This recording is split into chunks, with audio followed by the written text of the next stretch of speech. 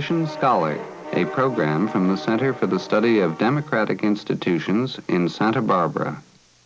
B.F. Skinner, Harvard professor and author of the best-selling book Beyond Freedom and Dignity, sees a solution to America's educational problems. All one needs to do, he says, is to improve teaching, to teach more with the same time and effort. In this program, he tells how his theories of operant conditioning, the same theories that provoked wide controversy when he described them in his book, can be and have been used successfully for this purpose. Dr. Skinner outlined his ideas in a speech he made while visiting the center for a conference held to discuss Beyond Freedom and Dignity. He delivered the talk under the sponsorship of the Continuing Education Division of Santa Barbara City College. Dr. Skinner. Education is in trouble. Costs have risen steadily, and in both the public and private sector, it has been necessary to cut back activities, to close schools in some cases, to ask teachers to take on larger classes, to take on less outside work. Meanwhile, there is more to be done. Children are to start school earlier. Special classes are to be set up for handicapped, for exceptional children. We're to allow people to enter college without particular qualifications. New subjects have to be taught to make curricula relevant, and so on. Now, these matters pose, of course, very serious problems, and many people are trying to solve them. My own field of what has come to be called the experimental analysis of behavior is, I believe, quite relevant to educational problems, and I should like to outline and sketch for you some of the contributions I believe it is making or could make. This is a scientific study of behavior. Much of it has been done on lower organisms, rats, pigeons, monkeys, and so on, although much is now being done on human subjects. It is done in simplified conditions, but by no means as simple as most people believe. In hundreds of laboratories throughout the world, very precise environments are arranged with the help of elaborate equipment. And in these environments, organisms are exposed to conditions, and the changes which occur in their behavior are noticed. This is as rigorous, I think, as any branch of biology which deals with the whole organism. Results are reproducible from laboratory to laboratory, and as the years go by, the types of environments studied grow more and more complex. I believe there is no question that this is a substantial, flourishing, and rapidly advancing science of behavior. And it has had a certain spin-off, as it is said. One of the contributions it has made to education is to insist upon a clearer statement of the goals of the teacher, of the task of the teacher. What is the teacher to do? The traditional mentalistic definitions of the goals of the teacher have never been very helpful. How do you lead to a broader understanding of something? How do you impart knowledge? How do you induce the student to grasp relations, and so on? The whole movement toward behavioral objectives in education has come from the experimental analysis, which argues that before you can bring about a change in behavior, you must specify what that behavior is and what form the change will take. And there are now books for teachers which help them think over what they are there to do, what kinds of changes they are to bring about in the behavior of their students. The experimental analysis of behavior has pointed the way to bringing about these changes in behavior. The whole point in shaping and maintaining new forms of behavior emerged from this laboratory work. You can accept as your specification some extremely complex behavior on the part of an organism, and by breaking it down and analyzing it and arranging what are called the proper contingencies of reinforcement, you can eventually arrive at that behavior. But you do it by going through a series of approximations. Extremely complicated behaviors have been set up by the progressive approach to a final form of behavior through intermediate stages. The issue here, the crucial point, is that it is done by arranging consequences. It's not the old stimulus response formula or the conditioned reflex of Pavlov at all. It is a point made by Edward Thorndike more than 70 years ago, that it is the effects of behavior which are important to an organism. When behavior is followed by the kind of thing called by the layman a reward or punishment, the behavior changes its probability. And that is the kind of thing which has now been studied and which is available to us in the generation of a new technology. The history of education has been largely punitive. The Egyptians, Greeks, and Latins all punished their schoolboys. In the Middle Ages, the classical sculpture of the teacher showed him with birch drawn, as the mason might be represented on a cathedral with a trowel, or the carpenter with a hammer. The teacher was represented with a birch rod. And that has continued down to the present time. We may have given up corporal punishment only to substitute some more subtle and less conspicuous forms. Now, that is with us mainly because we don't know what to do instead. And the discoveries which have been made in the field of what we call operant behavior about the power of positive reinforcement, I think are going to make a great contribution, and have already made a very great contribution to education. One example of what is meant by programming is to be found in the field of programmed instruction. This is widely misunderstood. There are certain features of a good program which are important, but they are not essential. A program does break material into small bits. It does allow the student to progress at his own rate. It does ask him to understand one stage before moving on to another stage, and these are all important.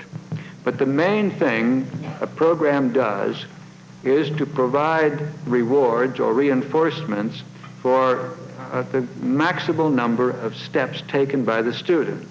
When you work through a program, you are repeatedly reinforced for what you're doing. You are successful at every turn, and success is often in itself a sufficient reinforcer. To see how this works, you can take an extremely difficult subject and apply the principles. There is a film which shows a Mongoloid girl with an IQ of about 50 learning some simple arithmetic. And it's an amazing film to watch because she does indeed learn to do simple arithmetic, but there is also at the same time an extraordinary change in her as a person as the days go by. To begin with, she was not even able to identify the larger of two groups of objects, such as, say, 3 against 4 or 2 against 1. Slowly that was acquired. Then she learns to add objects to make two groups equal and so on. At each step, she's reinforced for the successful act by being given a wooden ring, which she then puts on a spindle. When the spindle is full, she has her choice of some goodies, some candies, perhaps of little objects which are reinforcing to her. These little rings become extremely important. She values them. She will put one on a finger and put the finger up and let it slide down onto the spindle, watching the spindle fill up. Then she has her choice. She begins to form equations, putting small groups together so that they equal a group over here, and the equal sign appears and the plus sign appears, and then numerals appear in place of objects and so on. And at the end of the film, you see her going up to a blackboard, and someone has written a 3 and 3 and drawn a line. She looks at it for a moment, picks up a bit of chalk, and writes a 6 underneath. Well, this is the kind of thing that would have been said to be entirely out of reach of that child a few years ago.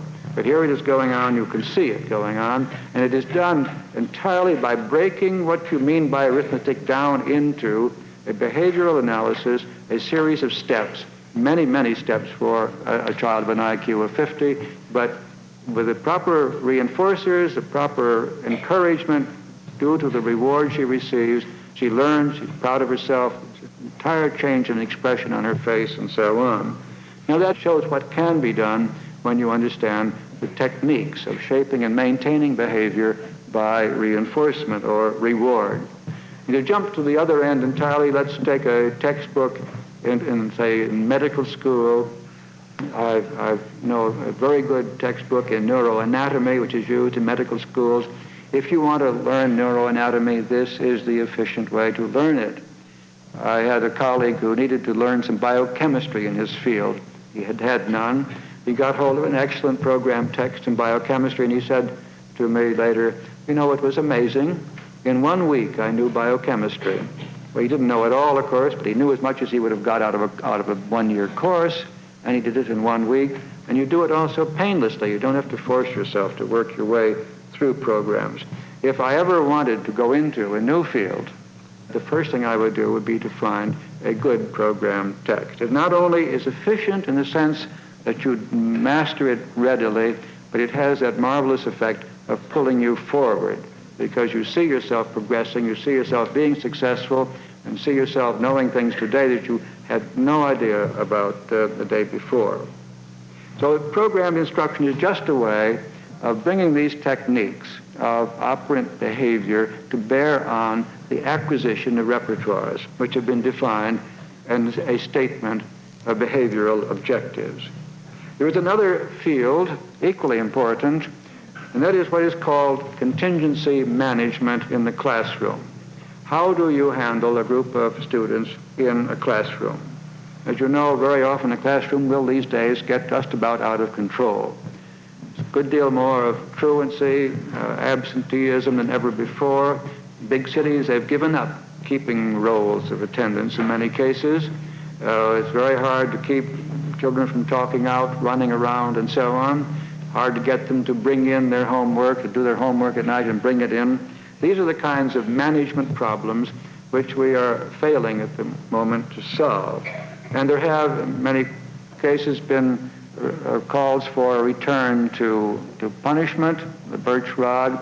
I know one city where when a child comes in and hasn't brought his homework, he must hold out his hand and be slapped with a ruler. Still goes on. This is because we have not been able to find positive reasons for doing the kinds of things that students need to do in order to learn. But those reasons can be supplied, and they can be supplied by simply examining the situation, finding out what in it is actually reinforcing, and then making those reinforcers or rewards contingent on the behavior you want. A very simple example of this was done by a teacher in a Lexington school, Lexington, Kentucky, who had had no particular training in operant work. She had read a book of mine, and she came all the way up to Cambridge to tell me of her success. She did a very simple thing. She had a very difficult class. She was a black teacher, and these were black students from underprivileged homes and so on. They almost never brought in their homework. They would not sit quietly. Well, she decided to try reinforcement. And she did it the following way, which I thought was very ingenious. She told the students that at the end of the week, on a Friday afternoon, there would be a drawing. And the person who won the drawing would have a small prize, which she brought in on Monday morning. It might be a little transistor radio. 1 week, when it was Halloween, at the end of the week, she had a Halloween costume. And the way you could get your name in this jar from which the drawing was to be made was to do what you're supposed to do. If you brought in your homework in the morning, you could write your name on a little ticket and drop it in the jar. If you sat down and got to work and did your assignment, as soon as it was finished and was correct, you wrote your name on a ticket and dropped it in a jar.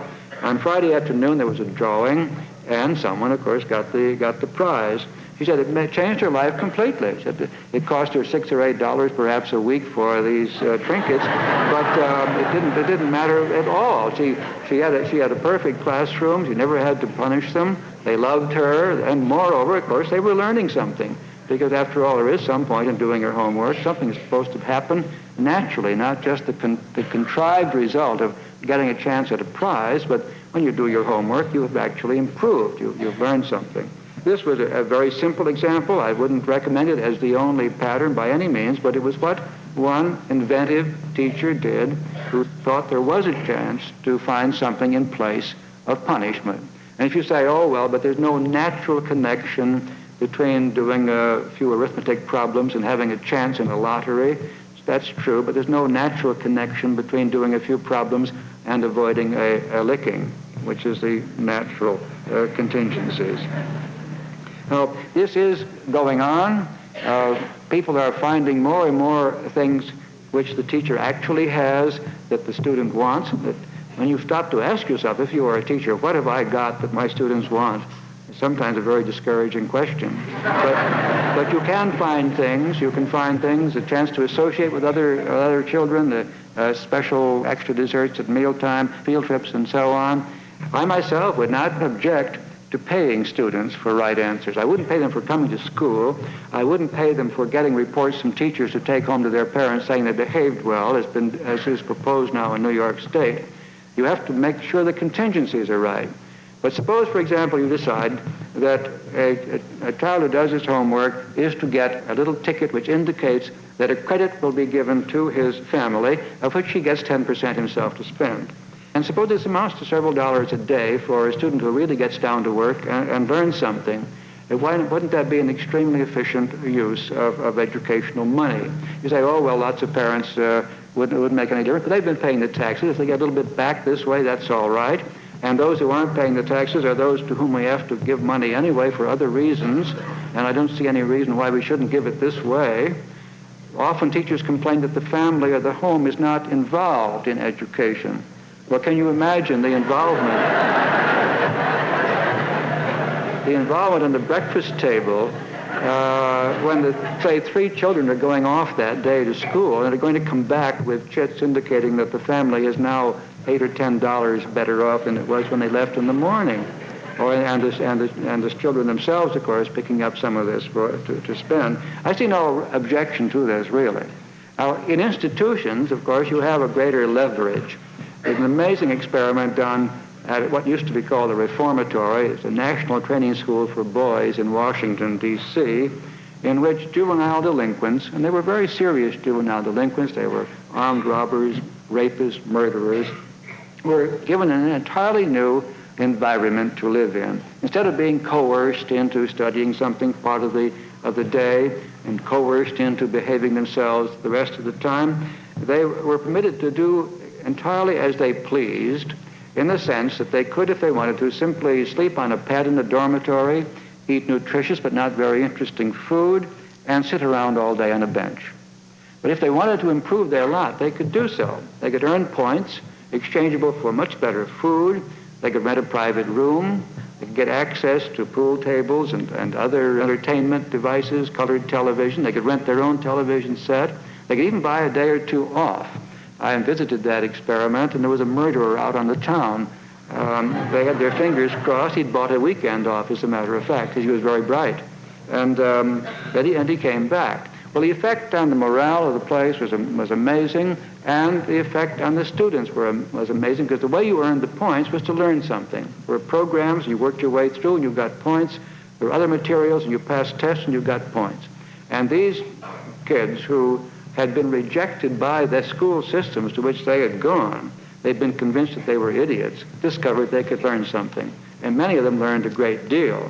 And when they left the school, they were therefore naturally better prepared to lead the kinds of lives that would keep them out of trouble. And the recidivism records show that it was actually the case. I was very pleased to see that Justice Berger recently proposed that prisoners be given time off, that their sentences be abridged if they learn things while they are in prison.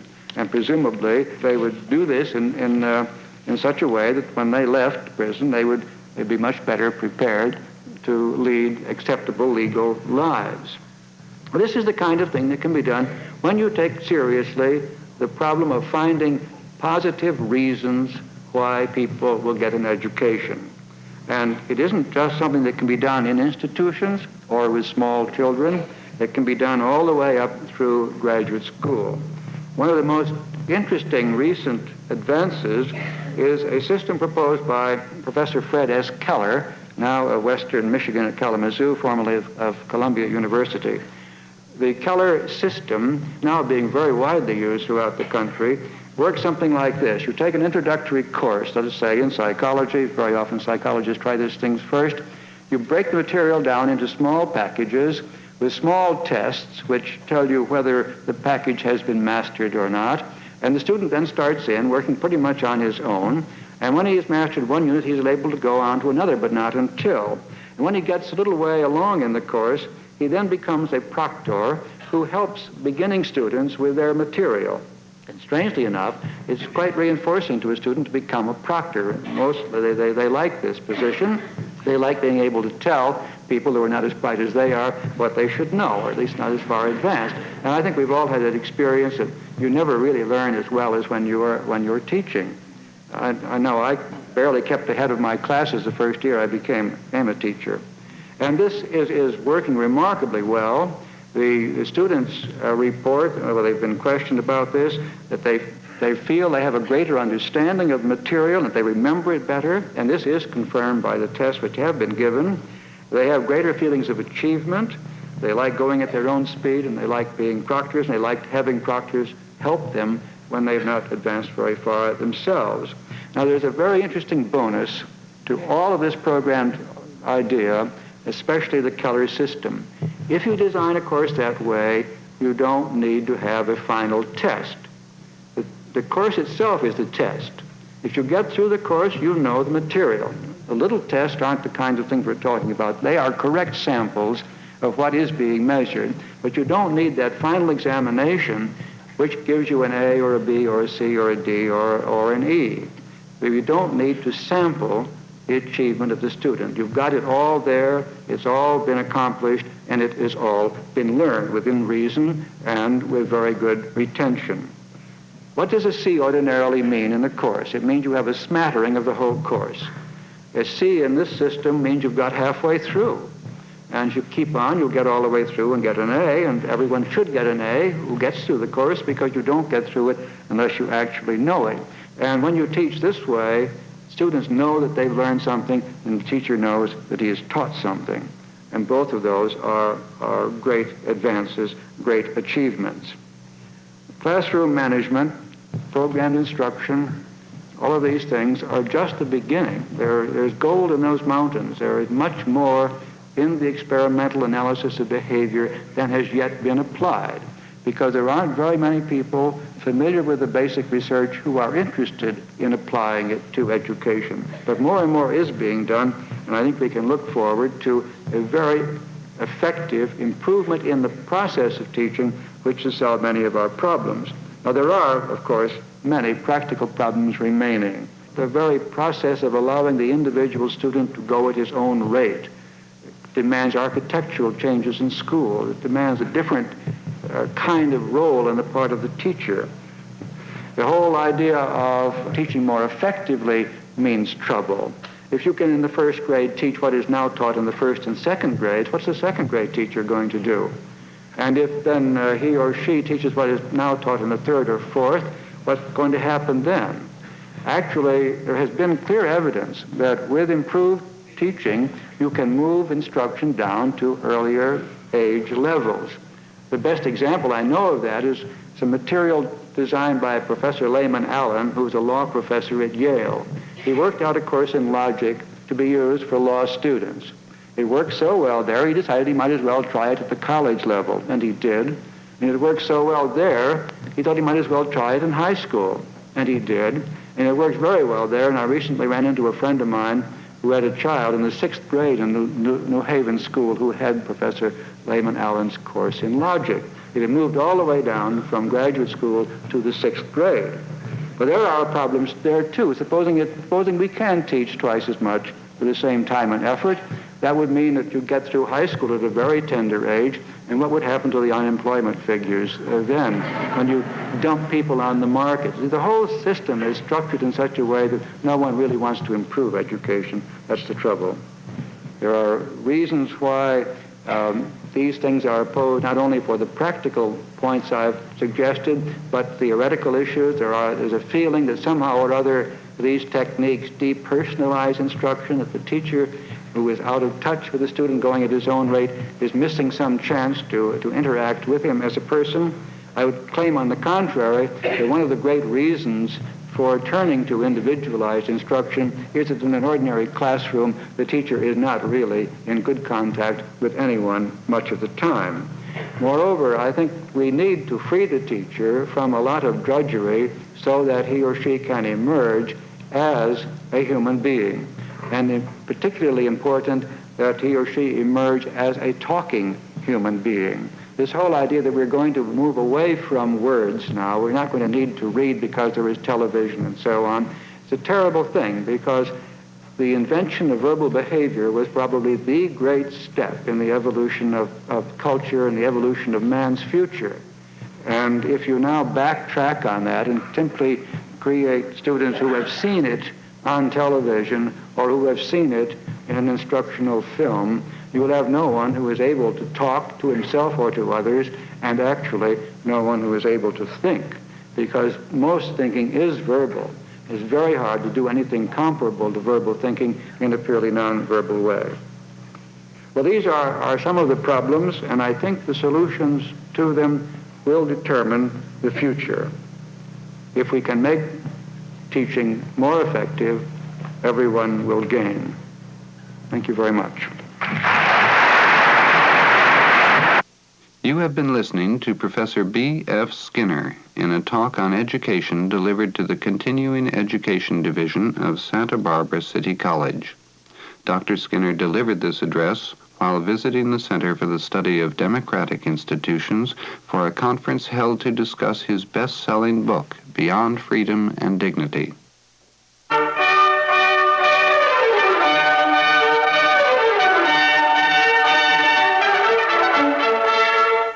This program originated at the Center in Santa Barbara.